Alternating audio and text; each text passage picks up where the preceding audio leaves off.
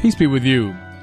Friends, Holy Family Sunday gives us the opportunity to reflect on what makes a family holy. Now, I can give you lots of advice about how to make your families psychologically healthier, more functional, happier, etc. And there's nothing in the world wrong with any of that advice. In fact, our first reading for today from the book of Sirach gives a fair amount of it. Listen. He who obeys his father brings comfort to his mother. Take care of your father when he's old. Even if his mind fail, be considerate of him, etc. There are a number of these nice practical bits of psychological advice that are very wise, very helpful. Our second reading, too, from Paul to the Colossians, trades in similar rhetoric. Listen. Put on heartfelt compassion, kindness, humility, gentleness, and patience, bearing with one another and forgiving one another. Again, good advice, especially I would say that last bit of advice. Within a family context, to bear with one another, to forgive one another. It's so important because we know all of our flaws and failings, and if we hold grudges, we can't forgive, our families fall apart. Okay, so far so good, so far so clear, but listen, any faithful person or person of no faith could subscribe to this advice. There's nothing particularly religious about it. All of it, I think, would make a family better, happier, more psychologically adjusted, but would it make that family holier? I don't know. What precisely does that? What precisely makes a family holy? I think to answer that question, we got to dig a little bit deeper in the Bible. Let me refer to several places in the Bible that I think shed light on this problem. Look first at a very important figure for this time of year. I'm talking about St. Joseph, husband of Mary, the foster father of Jesus. The story of Joseph tells us a lot, I think, about what makes a family and family life holy. After the departure of the Magi, Joseph had a dream. Notice, first of all, how like his Old Testament namesake he is. He's a receiver and interpreter of dreams, like that Old Testament figure. But the angel in the dream told him, take the child and his mother and flee into Egypt, for Herod was in pursuit of the newborn. Now, keep in mind, this man, Joseph, had already been through an awful lot. He had endured the embarrassment of Mary's pregnancy, which undoubtedly caused tongues to wag and eyebrows to rise. Think of this unwed woman suddenly pregnant before she was married. Secondly, Joseph had navigated the dangerous journey to Bethlehem, endured the humiliation of not finding a proper place for the child to be born. And now, he's being told something that could only have seemed ridiculous. This newborn baby was being sought by the king? How could that be? Why would the king be after this little innocent child? More to it, he's being commanded to travel, and not on some pleasure cruise, not on some pleasant vacation. To travel in that time to a foreign country, over extremely dangerous roads where water and food were in short supply, where one was exposed to robbery and murder at every turn, and to bring on that journey a woman having just given birth and a tiny newborn baby. I mean, it's hard enough to travel today with a newborn baby. Imagine in those times, in those conditions. Any commonsensical person around him would have said that he was crazy even to be thinking about it, that he was in fact putting his family in great danger. I mean, from a purely psychological standpoint, this was crazy what Joseph was about to do. Yet, he went. Then, having arrived in Egypt, having stayed for several years, presumably, he, again, at the prompting of an angel in a dream, now gets up, uproots his family once more, takes them on another dangerous journey to the dangerous place from which they had fled. Again, it doesn't make a lot of sense. Again, from a psychological, ordinary standpoint, this seems like almost abusive toward his family. But here's the point I want to make. What Joseph did consistently was he obeyed God, even when it meant danger to his family, even when it was anything but clear precisely what God had in mind. Listen how the Bible puts it. Joseph rose and took the child and his mother by night. He rose, took the child and his mother, and went to the land of Israel. He departed for the region of Galilee. Time and again, at the prompting of the angel, Joseph goes. He moves. He knows, listen now, he knows precisely whom to obey. And he places the love, undoubtedly, which he had for Mary and the child, he places that love within the wider, broader, deeper context of his love for God.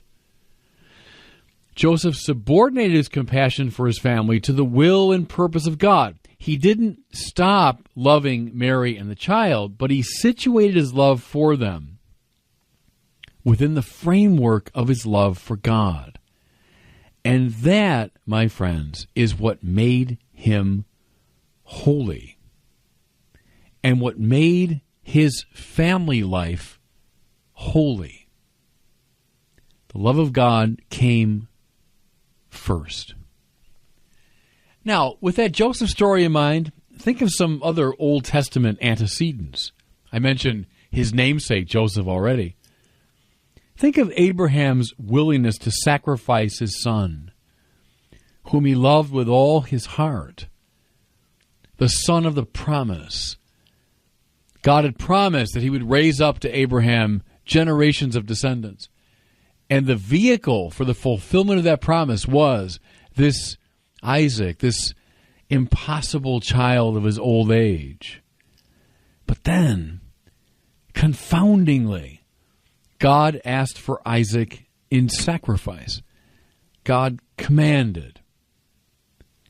And Abraham obeyed. That's what made Abraham holy. And I know that can make him psychologically a little bit odd, strange, certainly by our standards. But the obedience to God is what made him holy. Or that wonderful story we hear a few times throughout the liturgical year. Hannah had prayed with all her soul for a son. Hannah, who for many years languished without a child. She prayed and prayed. She went to the temple in Shiloh and she wept. And then God, in his mercy, gave her a son, Samuel. But then we hear that the moment the child was weaned, so he's just still an infant, Hannah gives him back to God. She journeys to the temple. She carries with him a bull to be sacrificed.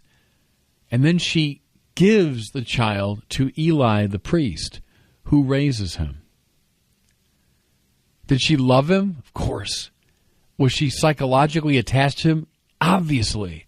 But she loved and obeyed God first. That's what made her family holy. There's a demand higher than even the demand of the most intense loves that we feel here below. Now, think of the gospel for today. Why does the church give us this particular story of the presentation of Jesus in the temple? Because that story has so many overtones and undertones. Yes, it was the custom of a firstborn male to be brought to the temple to be presented to God. But think now for a first century Jew of what that implied. Overtones and undertones. Right away, his parents bring Jesus to the temple. That means God's house. They dedicate him to God. But more to it, the temple was the place of sacrifice. That's where animals were sacrificed unto God. Are they anticipating now in a kind of terrible way something that will happen many years later when Jesus will offer himself in that holy city of Jerusalem precisely as a sacrifice unto God? And the willingness of Mary and Joseph to do this, the situation of their love for Jesus in the context of a higher love, that's what makes their family holy. Think, too, how this is echoed a little bit later in Luke's Gospel, when the 12-year-old Christ now goes up with his parents to Jerusalem, to that same temple. They think he's just wandering with other members of the family. They've lost sight of him. In time, they panic. They go back to Jerusalem, searching desperately for their son. And they find him where? In that temple, in his father's house, that place of sacrifice. And when Mary says, don't you know we've been looking for you, how much anguish you've caused? He says in that kind of devastating way, didn't you know I was to be about my Father's business? Again, the love that Jesus undoubtedly had for Mary and Joseph, it's real, psychologically real, but it's situated now in the higher context of his love for his Father. That's, again, what makes this family holy. A business, his Father's business, that's more important, more pressing, more demanding than even the strongest family obligations. See, again, we tend to be kind of romantic about family life, emphasizing its emotional ties. And the Bible, boy, is it a family book. It's nothing against these family connections. But at the same time, the Bible is not romantic about families. It teaches that a family will, paradoxically, be stronger the more it is subordinated to God's will and purpose. Let me say that again. The family will be stronger the more each member of the family subordinates his or her love for the family to the greater love of God. I think I've shared with you before that great insight from Aristotle, the ancient philosopher. A friendship will endure in the measure that the two friends fall in love together with a transcendent third. Falling in love not just with each other, but together with some great good that transcends them. Then they will stay together. In a very similar way now, a family's bonds will be greater in the measure that together the family members fall in love with God, subordinate their love for each other to their love for God. That, friends, is what makes a family holy. And God bless you.